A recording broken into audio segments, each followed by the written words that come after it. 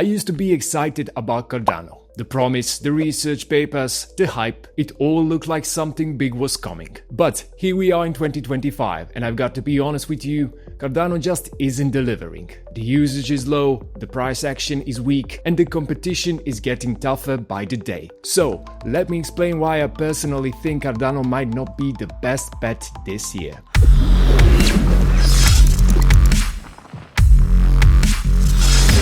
If you're new here, welcome to Captain Allcoin, where we break down the crypto space in simple terms with no fluff. If you're returning, you know the drill. Straight talk and honest takes. And today, we're going to dive into why I'm avoiding Cardano in 2025.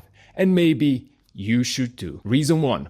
Low blockchain usage. Let's start with the numbers, because they never lie. Cardano's daily activity is shockingly low for a top 10 coin. In the first few months of 2025, it averaged around 17,000 transactions per day. That might sound okay until you compare it to Ethereum with over 1 million transactions daily, or Tron, which does almost 9 million. Cardano is nowhere near that level of usage. When I checked the daily active addresses on Cardano, it was around 40,000. That's not terrible, but again, Ethereum and Solana are pulling in hundreds of thousands daily. And don't even get me started on DeFi. Cardano has just over $250 million in total value locked across its DeFi protocols. Ethereum over $60 billion. Solana billions as well. Even Arbitrum, a layer 2, has over $2.4 billion and is smashing Cardano. That tells me developers and investors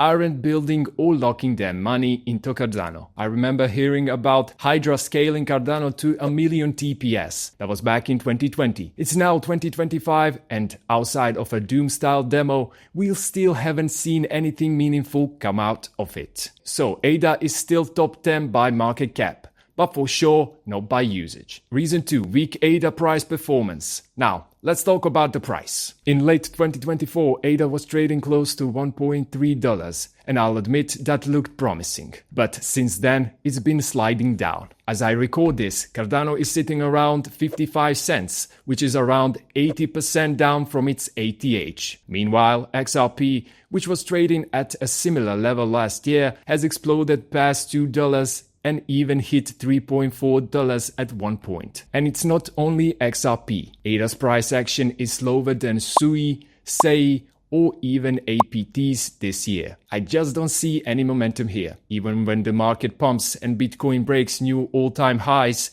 ADA barely moves. And every time it does, sellers step in and push it back down. To me, that's a sign to stay on the sidelines. Reason 3, intense competition from new layer 1s. Crypto isn't what it used to be. Back in 2021, Cardano only had to compete with Ethereum and a few other smart contract platforms. Solana was just starting. Now, it's a jungle. You got Solana crushing it in terms of speed and ecosystem growth. You got the newer players like SUI, SEI, and Aptos making serious noise. SUI alone has nearly $640 million in stablecoins on-chain, more than Cardano, Phantom, and Algorand combined. These newer chains are faster, often cheaper, and more attractive for developers. I don't think Cardano has done enough to stay ahead of the pack. They are still focused on slow rollouts, while others are taking market share in real time. For me, that's a problem. Look, I'm not saying Cardano is dead.